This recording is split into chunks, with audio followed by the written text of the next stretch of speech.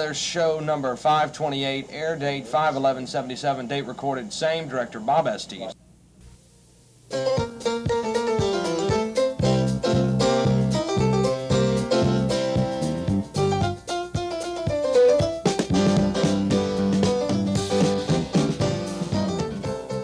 Tonight, a special edition of Come Together with the music and personalities of Hyde and Zeke.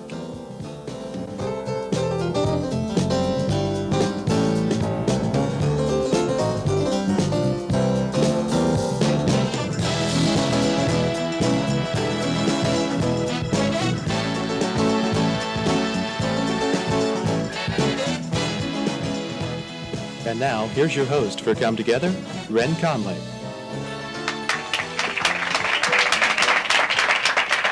Oh, thank you, and welcome to Come Together. Tonight, my guests are the very talented and original music team, Hyde and Zeke. We'll be talking about their lives and music, and they'll be playing a couple of songs for us. Also, we'll be showing you a film interpretation of another one of their songs. And now I introduce to you Hyde and Zeke, or as their friends know them, Bob McPeek and Ric Kaestner. I would welcome you to the show. Thank you. Rick, I guess I'll ask you this first. From talking to you earlier, you were telling me a little bit about the songs you'll be singing, and they all sound like not only are they different from each other, but they aren't really your run-of-the-mill songs. Could you tell me how you would exactly describe your music? Well, most of it is acoustic. The stuff we do live, the stuff we do in a studio utilizes a lot of different instruments, mostly all fretted instruments. That's all we play. We don't have any keyboards, but we play mostly all fretted instruments, guitars, bass. What type of style would you say your music is? It's hard, really hard to classify anything you're doing. You know, I guess it would be acoustic rock. I don't know. That's about as close as I come to it. Bob, Rick was mentioning that you do a lot of production work or in-studio work on your songs. What does this exactly include? I understand you do a little bit of taping. What is this? Basically, it includes a lot of work more than anything else. Production, we do a lot of vocal things, a lot of harmonies, vocal parts in the background, various crazy instruments or sound effects or whatever we think fits the song. We can, if you get into a studio, which we've had the opportunity to a few times, you're able to overdub various instruments onto a basic structure of a song and build it up like that. And you're talking about dubbing different pieces of instrument on different tracks of a tape, right? Mm-hmm. Yes. Basically, you record one or a couple of instruments to keep a rhythmic pattern going, to keep the song together, and then you can layer things on top of that and build it up from there, which is basically the way most records are made nowadays. Well, your first song tonight, you'll be using this technique, and actually what you've done is pre-tape some of your music, and you'll be doing some live music along with that. Is that true? Right. We're kind of experimenting with that, and there's still a lot of bugs in it, but we're trying to work it out. And it's very frustrating when you're just two people to get out all the sound that you can hear, and that's one way to do it. Well, can you tell me a little bit about the first song that you'll be doing, and then I really want to get to your music. I want to hear you play it. This is a song I wrote that expresses an ambiguous emotion of confusion and maybe perhaps cynicism and a little bit of humor, I think. What's it called? It's called So Much to Laugh About. Well, let's go ahead and hear it, and I'll be back with you in just a moment to talk a little bit more.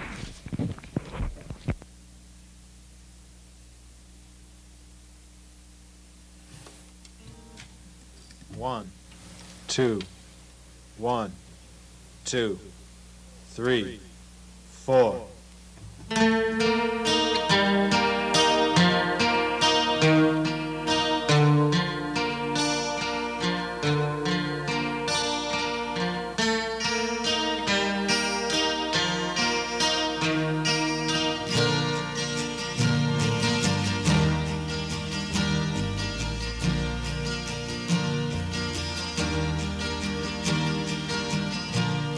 Sometimes it all seems so absurd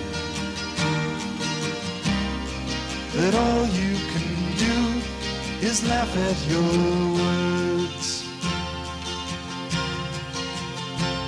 By speaking in haste, you've totally wasted your time and mine. cheerfully smiling, an idiot smile,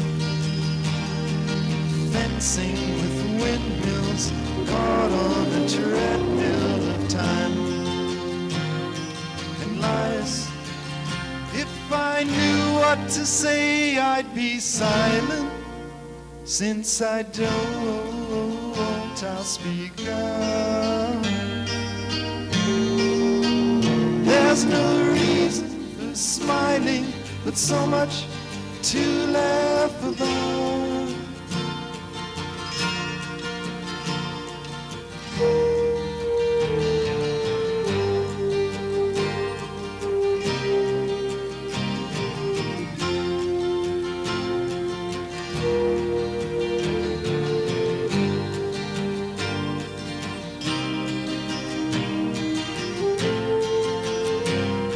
Someone's been selling his soul today for 1/10 of the price it was yesterday. Wires are crossed somewhere in his mind. He laughs off the way that he's been made blind to his law.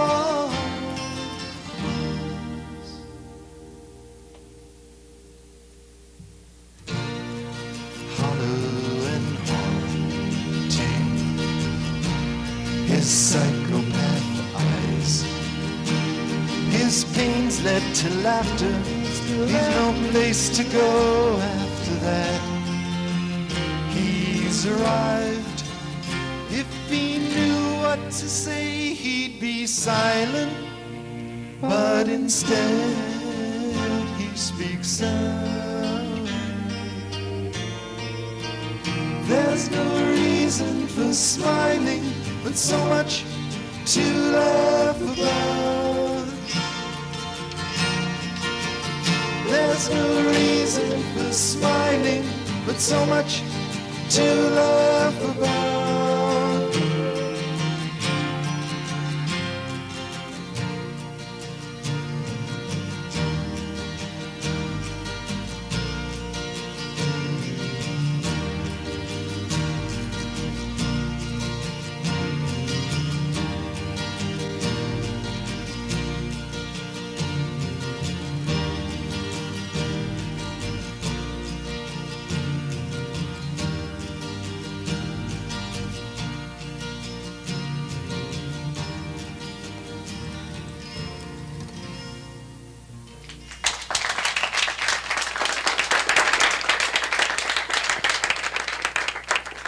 Thank you. We're going to do a few songs here without the tape. And we weren't really lip syncing that.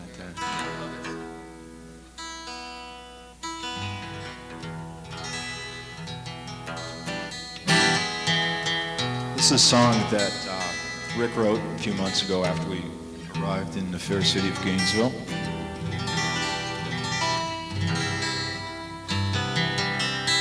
It's entitled, You Get the Picture.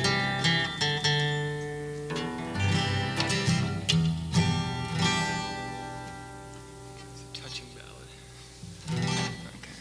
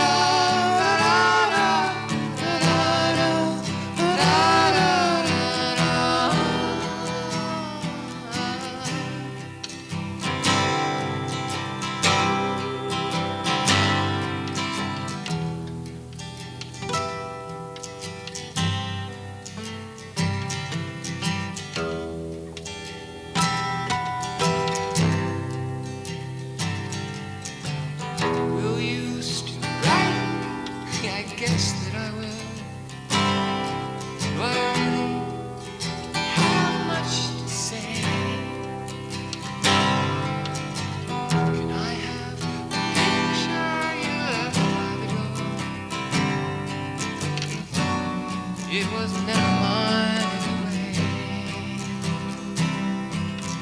Picture used to be there. Picture I had in my mind. Somebody cared, somebody cared, somebody cared.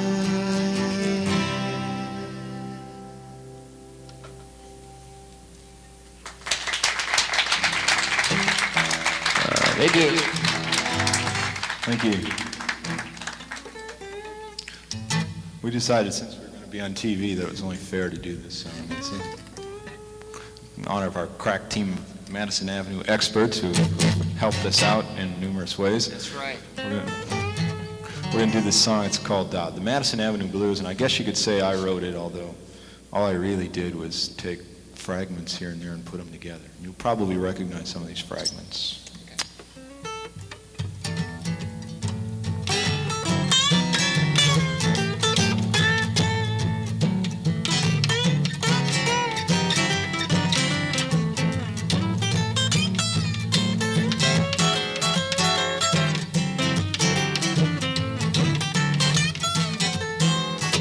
You only go around once in life, gotta grab for all the gusto you can get.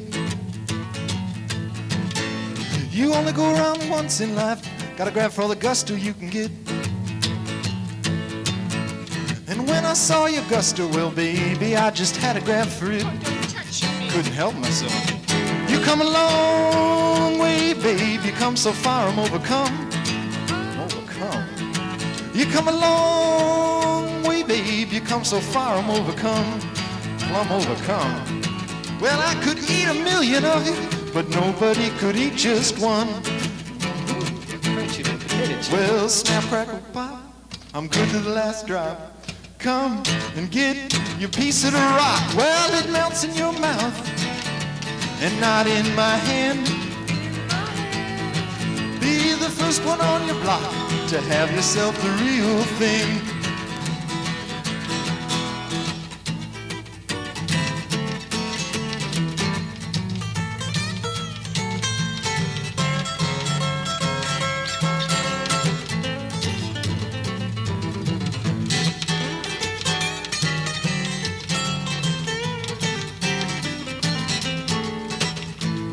Gusto, real good gusto, good gusto, real good gusto, good gusto, real good gusto, good gusto, real good gusto, good gusto, real good gusto, good gusto.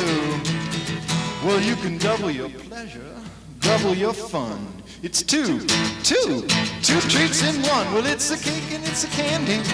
Run it up a flagpole and see if you salute. Well, I'd sell my soul to sell you on the Madison Avenue Blues.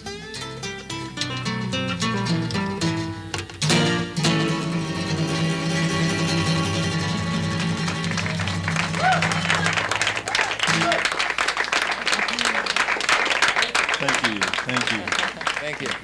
Appreciate it. Oh, thank y'all so much. That's just terrific. How long have you been working together? About a little longer than a year. Well, how'd you end up being together? I think maybe Rick might have the story on this. Actually, we met at a party. We both were doing a lot of these parties, playing at friends' house, and we weren't playing out too much. I was doing a solo, and Bob had been broken up with the band for a while. He was doing a lot of things at home, taping, and we got together at some guy's house at a party, and we just started, playing a little more, and we liked it. So it took a little while, though. It was first after a couple months, actually, before we got together and really started playing. But because he was doing a lot of taping, and I was into like a completely different kind of music, and it took a while before we crossed paths again. How'd you ever come up with the name Hyde and Zeke? Well, we played at this bar for a while, and we changed our name every week. I'm not saying that. Just for the novelty of it, we had a plastic cardboard cutout of Joe Campanella. We were the Joe Campanella Trio. That was fun. We hung guitars on him and stuff, Blamed him if things go wrong. It was great. He was a good scapegoat, really. What else were we? We were the unwashed mass. We were the heartbreak of psoriasis. Pillsbury Doughboys. Right. So, you know, we'd be driving around or something, and all of a sudden this two words would be put together in some strange combination. Space turtle. And we'd laugh about that for about a half hour, you know. One time we were having a phone conversation, and somehow Hyde and Zeke emerged, and it had all these strange connotations, and it was easy to remember, and you could dance to it. So, so there it was, Hyde and Zeke. Hyde and Zeke. Well, from talking to you earlier and from hearing your songs, you seem like two really different people, and it's kind of amazing that you work together so well and sound so good. If you had to describe, you know, who is Bob and who is Rick and how you differ and how you work together, what would you say? I think I would use like example of I think of us as like a whatever he does, you know, I sort of counter it, and whatever I do, he sort of kind of like a yin yang sort of a thing, you know. My sloppiness, his efficientness, perhaps, you know, my laxness, his, you know, intensity. So like whatever he does, you know, I sort of counter it, and the same thing goes in the studio. So you really complement each other. Yeah. You agree with that? Yeah, I think that's very true. You're looking pretty good tonight, Bob. Enough of that. Well, Bob, you have a PhD in psychology, which really amazes me because you're in music now. Does your psychology background have anything to do with what you use in your music?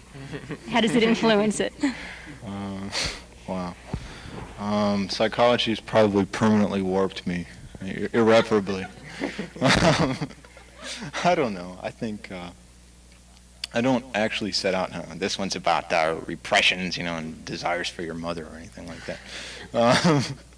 But I think it probably comes out a little bit. In your first song, it seemed to come out a bit. I guess. I don't really see it that much. You didn't see it that much? Experiments, yeah. He's always doing experiments. Well, how do you go about writing songs? Do each of you have a different type of strategy or style? Mm-hmm. Yeah. I tend to write them off of rhythms or off of melody patterns. I get I'm walking down the street or something, and I'll be walking, and I'll get us to start to set a rhythm, and then I'll set something to that. Whereas Bob sort of works in a different ways and gets an idea or a concept, or sometimes just words, you know, start coming out. Beats it to death. Beats it until the song comes out. You know. But I have a harder time with lyrics. It's easier for me to flow melodies and rhythms than it is for lyrics. So that's where another reason why we do well together is because we're not very well on lyrics. You did a soundtrack for some kind of commercial or film? Well, we've done our own commercials for our store, and we did soundtrack for a educational film strip, and we're doing soundtrack for a film that you're going to see in a little while. Oh yeah, coming to that film, we were talking a little bit about the meanings in your songs, and Bob, you wrote the song that we'll be seeing, and Rick starred in it. Can you tell us a little bit about the song? You know, what's its name? Well, how did it start? How did you come up with the idea? Gee, I don't know. I was sitting around one day, and I just wrote down every paranoid thought that I could think of.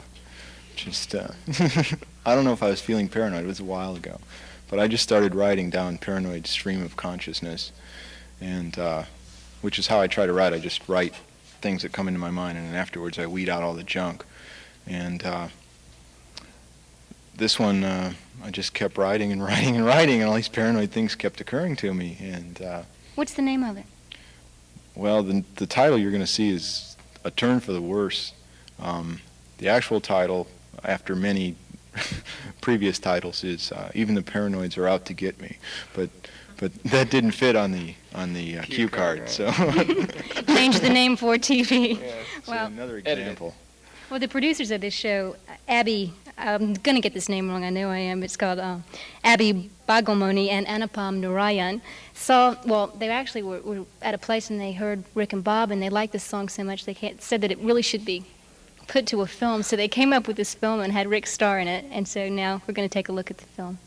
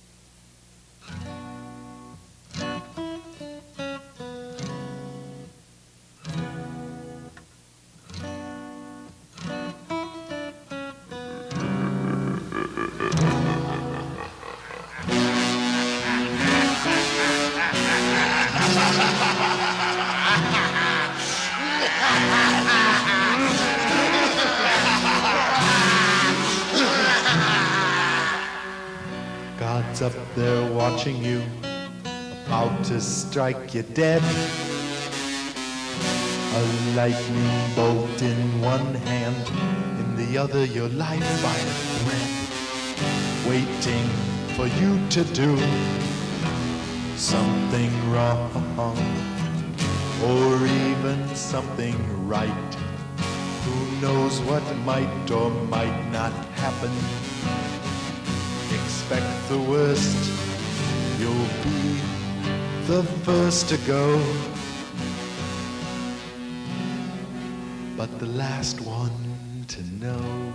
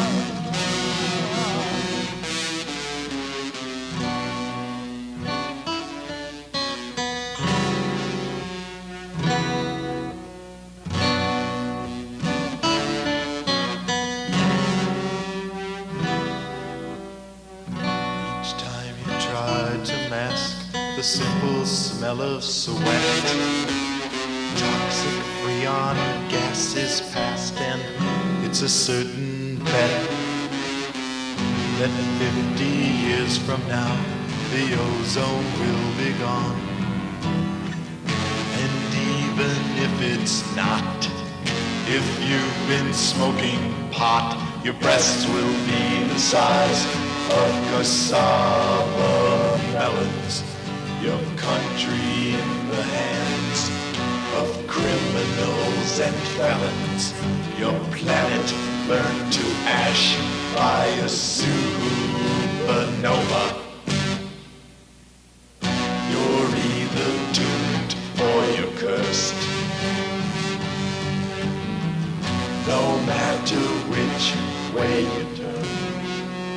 a turn for the worse.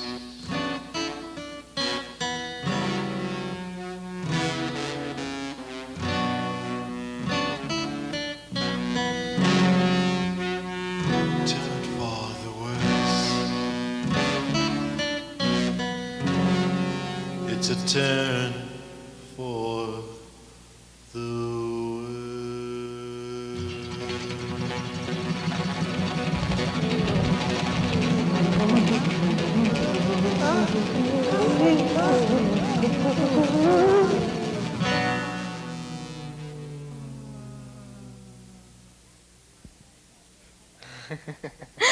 Well, that was Abby and Anupam's interpretation of your song, Bob. I'd like to know what you think about it.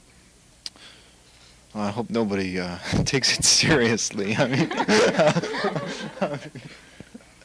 I thought it was good. There's something about that people want to film. There's somebody in California that I know wanted to make a film of that too. I don't know what it is. Well, you acted in it. How did you like doing the film? It was really fun. It was a lot of fun. We just went out and had a good time. It was like a Saturday. It took a couple of days, but it was fun. Jumping in the lake was the most fun. Well, that's great. I'd like to thank both you guys for coming, Bob McPeek and Ric Kaestner. And can we have a big hand of applause for Hyde and Zeke? Thank you for joining us. Good night. See you next week.